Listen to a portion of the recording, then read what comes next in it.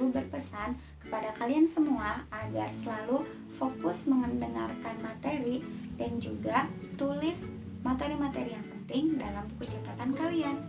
Jangan lupa berdoa dan juga tetap semangat.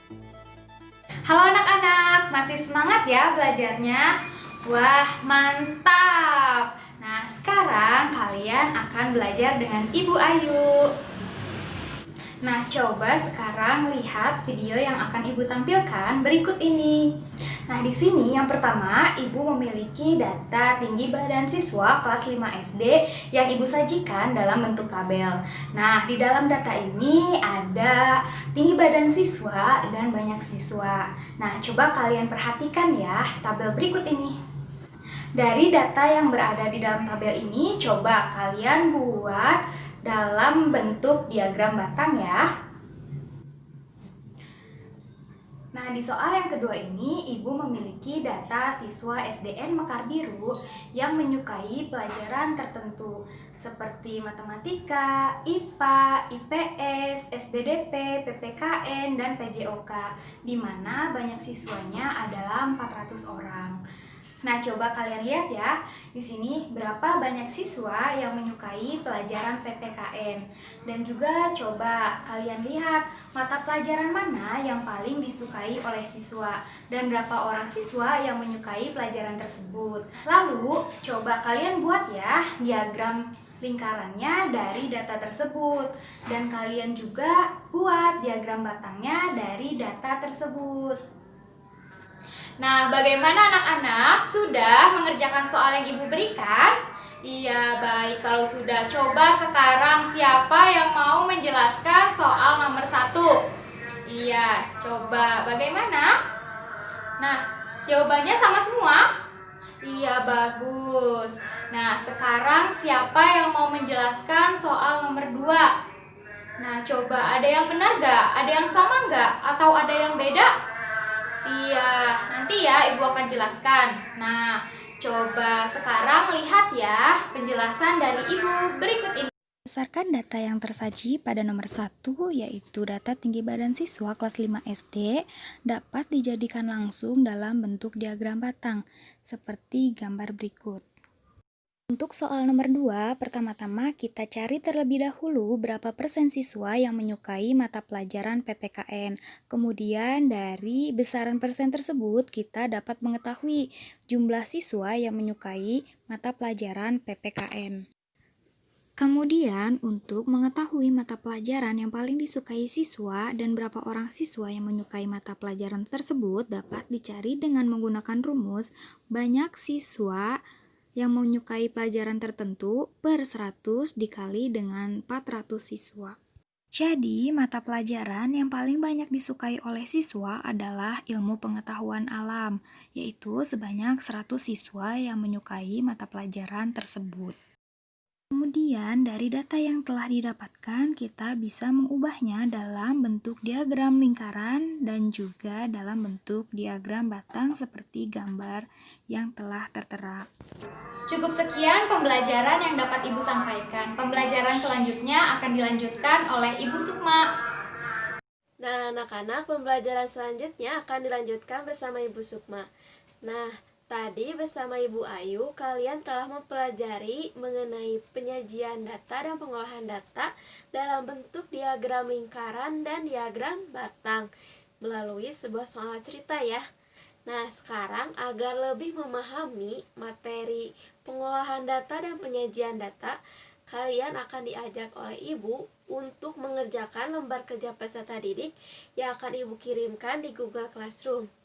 Nah, sekarang coba cek dulu Google Classroom kalian.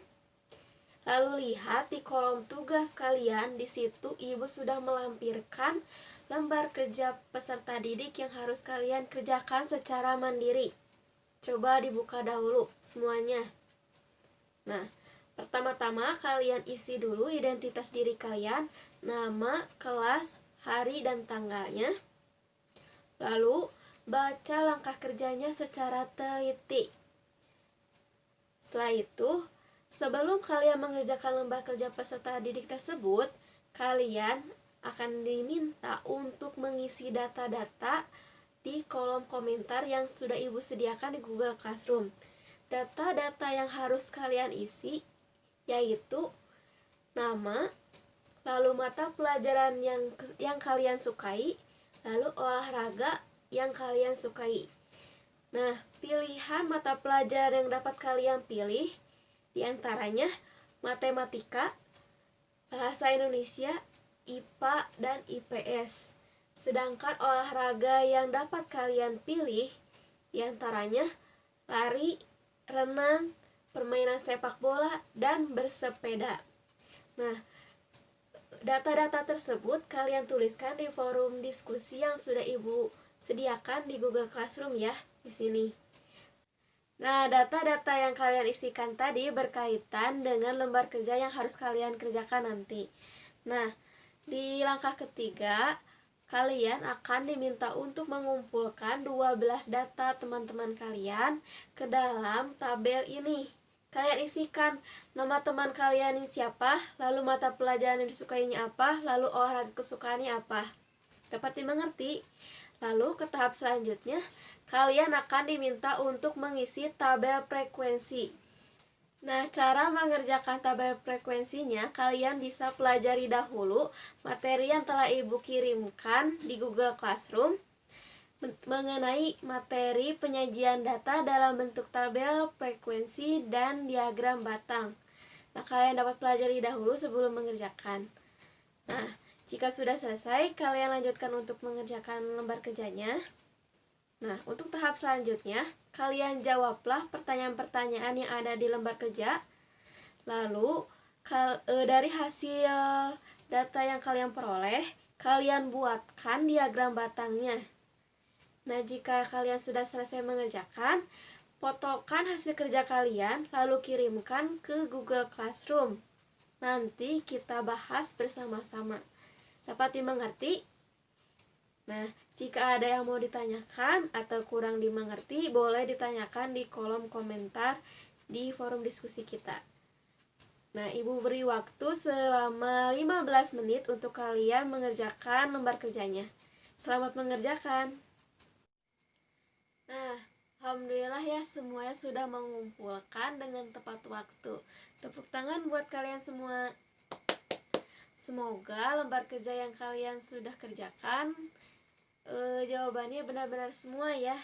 Nah, sekarang kita diskusikan hasil kerja beberapa teman kalian. Nah, Ibu memilih 3 jawaban dari kalian, yaitu Nindi, jawaban dari Sania, dan jawaban dari Dika. Nah, berikut jawaban dari teman-teman kalian. Coba perhatikan ya. Nah, berikut ini hasil pengumpulan 12 data siswa terkait dengan mata pelajaran kesukaan dan olahraga kesukaan di Google Classroom. Nah, dari hasil data tadi, maka diketahui bahwa yang menyukai mata pelajaran matematika itu ada 4 orang, yang menyukai mata pelajaran IPA ada 3 orang, yang menyukai mata pelajaran IPS ada 3 orang, dan yang menyukai mata pelajaran bahasa Indonesia itu ada 2 orang. Sedangkan yang menyukai olahraga lari ada 2 orang, yang menyukai olahraga renang ada 4 orang, yang menyukai olahraga bersepeda ada 4 orang, dan yang menyukai olahraga permainan sepak bola ada 2 orang. Coba dicek jawaban dari teman-teman kalian, adakah yang berbeda? Ya, jawaban Dika. Dika menjawab mata pelajaran matematika itu hanya ada 3 orang yang menyukai, sedangkan IPA yang menyukai yaitu ada 4. Kebalik ya. Mungkin keliru dari Dikanya. Nanti untuk Dika diperbaiki kembali ya. Lalu untuk selanjutnya, dari data tabel di atas, apa saja mata pelajaran dan olahraga yang disukai oleh 12 temanmu? Mata pelajaran disukai matematika, IPA, IPS, bahasa Indonesia. Sedangkan olahraganya renang, lari, bersepeda, permainan sepak bola. Semua jawaban benar ya. Untuk bagian F-nya, apa mata pelajaran yang paling banyak disukai oleh teman-temanmu? Tentu saja matematika ya. Nah, jawaban ini dan Sania benar. Nah, untuk jawaban Dika, karena tadi dari awalnya salah, belum tepat, maka nanti diperbaiki lagi ya. Nah, untuk pertanyaan selanjutnya, Apa olahraga yang paling banyak digemari oleh teman-temanmu? Renang dan bersepeda, betul ya. Nah, untuk pertanyaan selanjutnya, mata pelajaran dan olahraga apa saja yang disukai oleh lebih dari 3 teman-temanmu? Mata pelajarannya matematika, olahraganya renang dan bersepeda. Nah, dari data yang kita peroleh tadi, maka buatlah diagram batangnya. Nah, inilah hasil penyajian data dalam bentuk diagram batang yang dibuat oleh Nindi, Sania, dan Dika. Karena tadi Dika salah memasukkan angkanya, sehingga dalam penyajian datanya pun ikut salah. Nah, untuk yang lainnya, lebih teliti kembali ya dalam membaca data agar tidak salah dalam menyajikan datanya. Seperti itu. Dapat dimengerti? Oke. Nah, anak-anak, selama kita melakukan pembelajaran hari ini, kita banyak menggunakan data. Nah, sedangkan data itu apa ya? Ada yang tahu? Coba yang tahu boleh tuliskan pengertian data di kolom komentar diskusi Google Classroom. Ya, ternyata sudah ada yang menjawab ya. Ya, ini jawaban dari Nindi. Kata Nindi, data merupakan sebuah informasi. Lalu ada lagi dari Tara. Menurut Tara, data merupakan kumpulan data yang nyata. Lalu ada lagi menurut Sania. Menurut Sania, data merupakan kumpulan fakta dari hasil pengamatan.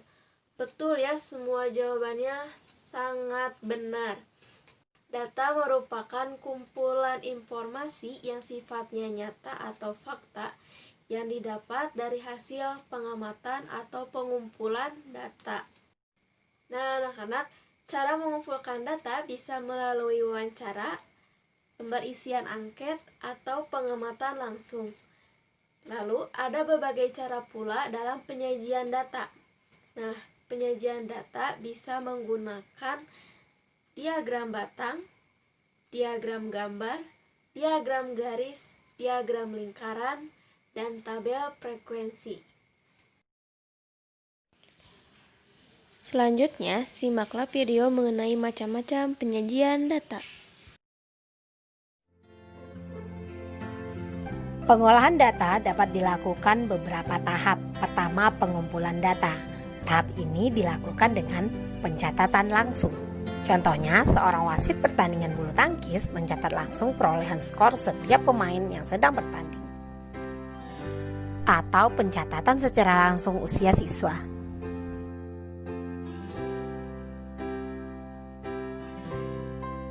Selanjutnya, wawancara. Wawancara adalah tanya jawab dengan seseorang untuk dimintai keterangan akan suatu hal, misalkan ukuran baju seseorang, ukuran sepatu, dan lainnya. Berikutnya, penelitian. Contoh, kamu ingin mengetahui kendaraan yang paling banyak melintas di sekitar rumahmu dengan cara mencatat jenis kendaraan yang melintas sesuai dengan tabel berikut ini. Selanjutnya, pengumpulan data dapat dilakukan dengan menyebar angket atau kuesioner. Contohnya, kuesioner olahraga kegemaran siswa kelas 5. Tahap pengolahan data yang kedua, membaca data. Data yang dikumpulkan dapat disajikan dalam bentuk daftar, tabel, atau diagram. Data yang telah disajikan dapat lebih mudah dibaca dan dipahami. Membaca data berarti menyebutkan informasi yang ada pada sajian data. Membaca data dalam bentuk daftar. Perhatikan data berikut ini. Daftar peserta lomba mewarnai tingkat kecamatan. Dari daftar tersebut dapat diperoleh informasi sebagai berikut. SDN Cucu mengirim 8 anak. Peserta terbanyak SDN Carikan dengan 10 anak. Peserta paling sedikit SDN Lembah Bang 1 dengan 3 anak. Ada 3 sekolah yang mengirimkan 5 peserta, yaitu SDN Bendo 1, SDN Bendo 2, dan SDN Pingku 1. Membaca data dalam bentuk tabel. Perhatikan contoh tabel kegemaran siswa kelas 5 dan cara membacanya. Informasi yang didapat dalam tabel adalah sebanyak 6 siswa gemar melukis, 5 siswa gemar menari, 7 siswa gemar main musik, 8 siswa gemar olahraga, 4 siswa gemar membaca. Selanjutnya, membaca data dalam bentuk diagram gambar atau piktogram. Perhatikan piktogram jumlah pensil yang dimiliki siswa. Keterangan, 1 gambar pensil sama dengan 1 pensil. Informasi yang didapat dari piktogram adalah Nita memiliki 4 pensil, Bayu memiliki 2 pensil, Fitri memiliki 3 pensil, Edo memiliki 1 pensil, Ajeng memiliki 5 pensil. Selanjutnya, membaca data dalam bentuk diagram batang. Perhatikan contoh diagram batang, nilai ulangan matematika siswa kelas 5. Sebanyak 4 siswa mendapat nilai 6. 7 siswa mendapat nilai 7, 10 siswa mendapat nilai 8, 9 siswa mendapat nilai 9, 5 siswa mendapat nilai 10. Berikutnya membaca data dalam bentuk diagram garis. Perhatikan contoh diagram garis, berat badan Mita umur 5 bulan pertama. Bulan ke-1 berat badan Mita 3 kg. Bulan kedua berat badan Mita 4 kg. Bulan ketiga berat badan Mita 5 kg. Bulan keempat berat badan Mita 7 kg. Bulan kelima berat badan Mita 8 kg. Yang terakhir, membaca data dalam bentuk diagram lingkaran. Perhatikan diagram lingkaran buah kesukaan 40 siswa kelas 5. Informasi yang didapat, banyak siswa yang menyukai buah apel 20%. 20/100 kali 40 sama dengan 8 siswa. Menyukai jeruk 35%. 35/100 kali 40 sama dengan 14 siswa. Menyukai pisang 20%, 20/100 kali 40 sama dengan 8 siswa. Menyukai buah mangga 25%, 25/100 kali 40 sama dengan 10 siswa. Nah, anak-anak, jadi cara penyajian data itu ada dengan berbagai cara. Yang pertama ada tabel frekuensi, diagram batang, diagram garis, diagram gambar, diagram lingkaran. Nah, untuk pembelajaran selanjutnya akan dilanjutkan oleh Ibu Dila. Selamat belajar. Nah, setelah belajar sama Ibu Vika, Ibu Sukma, dan Ibu Ayu, sekarang kalian akan belajar dengan Ibu Dila. Nah, bagaimana tadi belajarnya? Paham? Pasti kalian sudah paham ya? Kalau sudah paham, coba sekarang Ibu mau tanya. Tadi kalian belajar tentang apa saja? Iya, betul, tentang penyajian data. Nah, lalu penyajian data itu bisa disajikan dalam berapa bentuk? Iya, betul, 5 ya. Ada 5 bentuk. Coba yang pertama dalam bentuk apa? Iya, betul, tabel frekuensi. Nah, biasanya dalam bentuk tabel frekuensi itu angkanya menggunakan apa?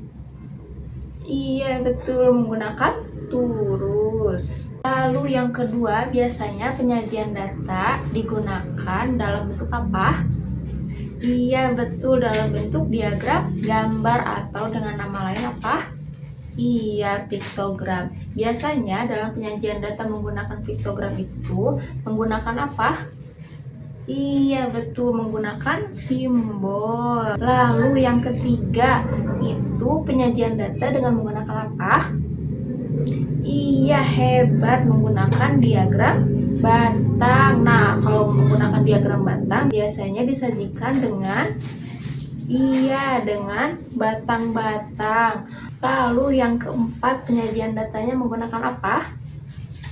Iya, betul, menggunakan diagram garis. Iya, betul. Biasanya kalau menggunakan diagram garis itu menggunakan apa dulu? Titik. Iya, lalu disambung menggunakan garis. Iya, hebat. Lalu yang terakhir, yang kelima itu ada menggunakan apa? Iya, betul, dengan menggunakan diagram lingkaran. Nah, kalau diagram lingkaran itu biasanya disajikan dalam bentuk apa? Iya, dalam persentase atau dalam derajat. Iya, hebat. Nah, karena kalian sudah paham dan sudah mengerti tentang pembelajaran hari ini, maka Ibu mau memberikan kalian soal latihan untuk mengetahui seberapa paham kalian terhadap materi yang sudah dijelaskan. Nah, untuk pengerjaannya, kalian tidak boleh mencontek dan tidak boleh bertanya pada siapapun, oke? Kalian harus mengerjakannya sendiri-sendiri ya. Iya, nah ini dia soalnya.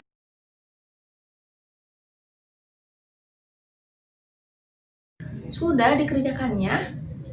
Sudah, iya hebat. Kalau sudah, kalian bisa mengirimkan hasil kerja kalian melalui WhatsApp ya. Untuk selanjutnya diperiksa sama ibu. Iya. Nah, sekarang kita akan memeriksa bersama-sama soal latihan yang sudah kalian kerjakan. Nomor 1, diketahui banyak siswa di kelas 5 MUAD itu adalah 25 siswa.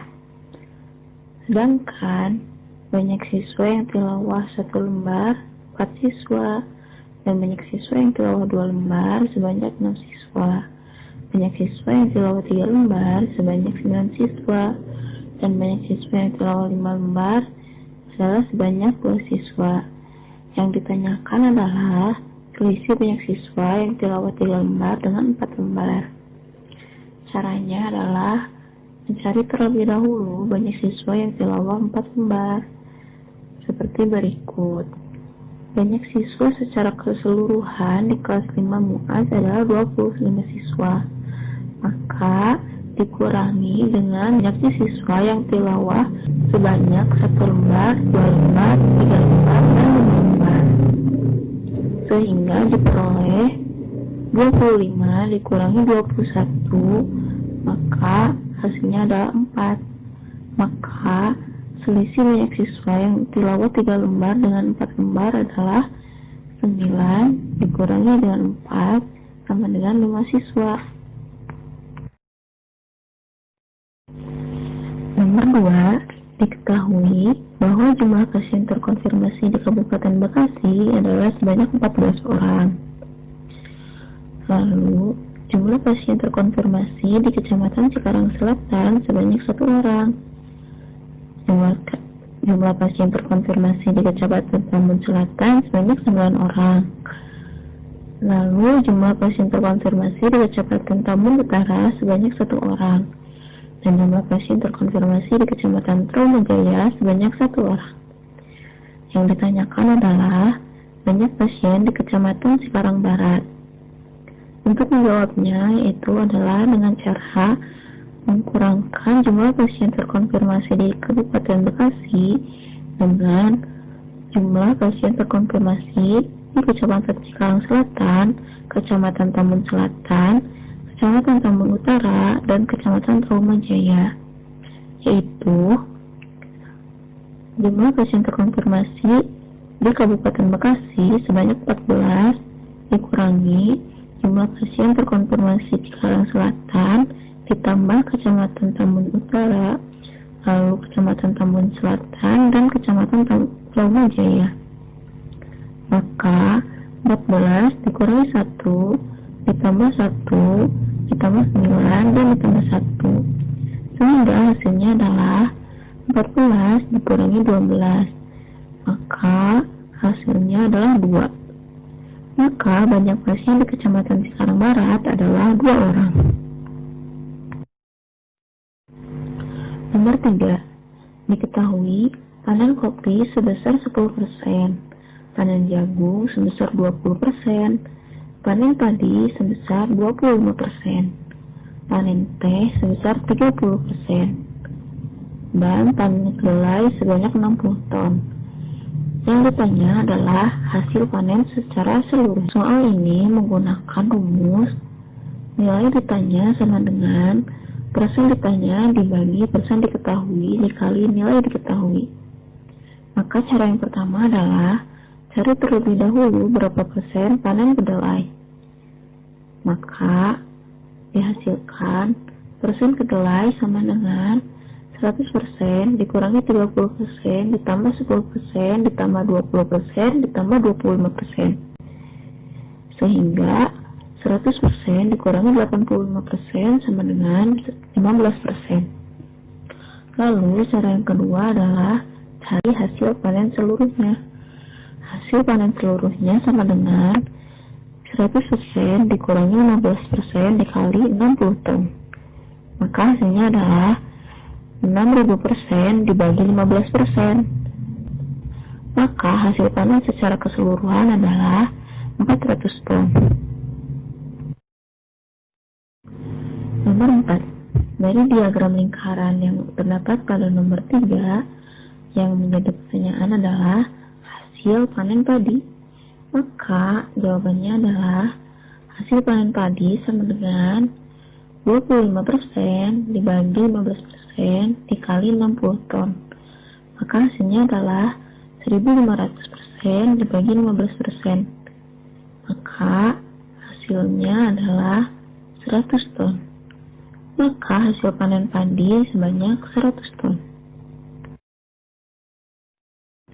Nomor 5. Diketahui bahwa jumlah kasus terkonfirmasi COVID-19 di Provinsi DKI Jakarta sebanyak 1124 orang, Jawa Barat 252 orang, Jawa Timur 188 orang, Banten 177 orang, Jawa Tengah sebanyak 120 orang, dan Daerah Istimewa Yogyakarta sebanyak 34 orang. Yang ditanyakan adalah jumlah kasus COVID-19 terkonfirmasi di Provinsi Jawa Barat dan DKI Jakarta. Jumlah kasus COVID-19 terkonfirmasi sama dengan jumlah pasien di Provinsi Jawa Barat ditambah jumlah pasien di DKI Jakarta. Sehingga 252 orang ditambah 1124. Maka hasilnya adalah 1376 orang. Maka jumlah kasus COVID-19 terkonfirmasi di Provinsi Jawa Barat dan DKI Jakarta adalah sebanyak 1376 pasien. Nomor 6. Diketahui bahwa total PDP di Cikarang adalah sebanyak 51 orang, yang mana banyak PDP di Cikarang Selatan sebanyak 18 orang, banyak PDP di Cikarang Utara sebanyak 15 orang, banyak PDP di Cikarang Timur sebanyak 9 orang. Yang ditanyakan adalah banyak PDP di Kecamatan Cikarang Barat. Untuk menjawabnya, maka digunakan cara mengurangi jumlah PDP di Cikarang secara seluruhnya dengan jumlah PDP di Kecamatan Cikarang Selatan ditambah Kecamatan Cikarang Utara dan Kecamatan Cikarang Timur. Maka hasilnya adalah 51 dikurangi 18 ditambah 15 ditambah 9, sehingga 51 dikurangi 42 sama dengan 9. Banyak PDP di Kecamatan Cikarang Barat adalah sebanyak 9 orang. Nomor 7. Diketahui bahwa jumlah kasus sembuh tanggal 30 Maret 2020 adalah sebanyak 11 kasus sembuh. Jumlah kasus sembuh tanggal 31 Maret 2020 sebanyak 6 kasus sembuh. Jumlah kasus sembuh tanggal 1 April 2020 sebanyak 22 kasus sembuh. Jumlah kasus sembuh tanggal 2 April 2020 sebanyak 9 kasus sembuh. Jumlah kasus sembuh tanggal 3 April 2020 sebanyak 22 kasus sembuh. Jumlah kasus sembuh tanggal 4 April 2020 sebanyak 16 kasus sembuh. Dan jumlah kasus sembuh tanggal 5 April 2020 sebanyak 14 kasus sembuh. Yang ditanyakan adalah total kasus sembuh dari tanggal 3 April sampai dengan 5 April 2020 adalah, untuk menjawabnya yaitu adalah dengan cara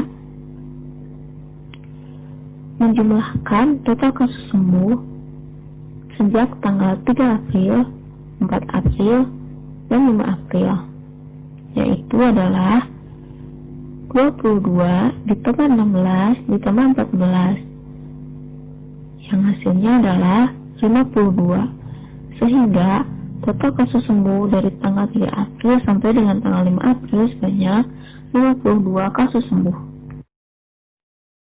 Nomor 8. Diketahui bahwa banyak siswa dengan berat badan 40 kilo sebanyak 3 orang, 42,5 kilo sebanyak 5 orang, 45 kilo sebanyak 10 orang, 47,5 kilo sebanyak 14 orang, dan 50 kilo sebanyak 6 orang.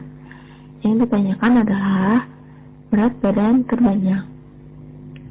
Untuk menjawabnya, maka dari diagram belakang tersebut dapat dilihat bahwa diagram yang paling banyak ditunjukkan oleh anak dengan berat 47,5 kilo, yaitu sebanyak 14 orang.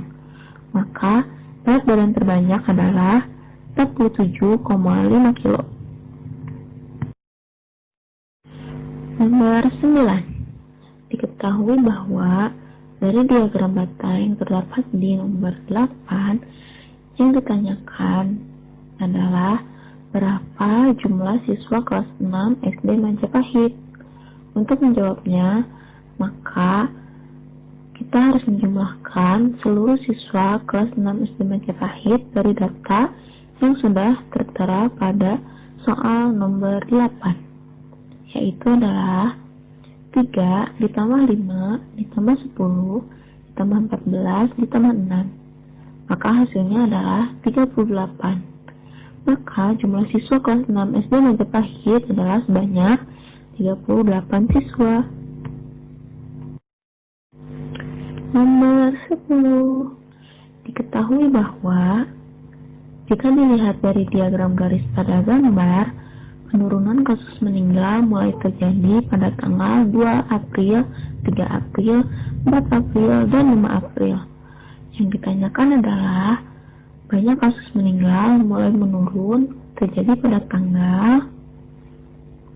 Maka kita lihat sebelumnya pada tanggal 1 April jumlah kasus meninggal sebanyak 21 kasus. Namun dapat dilihat bahwa pada tanggal 2 April mulai terdapat penurunan jumlah kasus meninggal, yaitu sebanyak 13 kasus. Dan seterusnya sampai pada tanggal 5 April jumlah kasus meninggal mulai terjadi pelonjakan. Sehingga banyak kasus meninggal mulai menurun terjadi pada tanggal 2 April 2020. Nah, bagaimana dengan jawaban kalian? Apakah sudah sesuai semua? Atau masih ada yang keliru? Ya, kalau sudah sesuai semua, berarti kalian sudah mengerti ya dengan pembelajaran kita hari ini. Nah, untuk yang masih keliru, berarti kalian harus tetap giat belajar dan perbanyak mengerjakan latihan-latihan soal lainnya ya, agar kalian bisa lebih mengerti dengan pembelajaran kita hari ini. Sebelum mengakhiri pembelajaran kita hari ini, coba rapikan dulu tempat belajar kalian ya. Ya, kalau sudah rapi, boleh coba sekarang ketua kelasnya memimpin doanya. Ya, silahkan.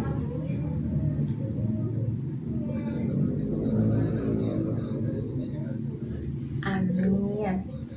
Jika ada materi yang masih belum dimengerti, boleh kalian tanyakan kepada Ibu Vika, Ibu Ayu, maupun Ibu Sukma ya. Sekian pembelajaran kita hari ini. Jangan lupa untuk tetap semangat belajar dan tetap jaga kesehatan ya. Jangan lupa juga untuk selalu rutin cuci tangan dan menghindari kerumunan. Terima kasih atas perhatiannya. Wassalamualaikum warahmatullahi wabarakatuh.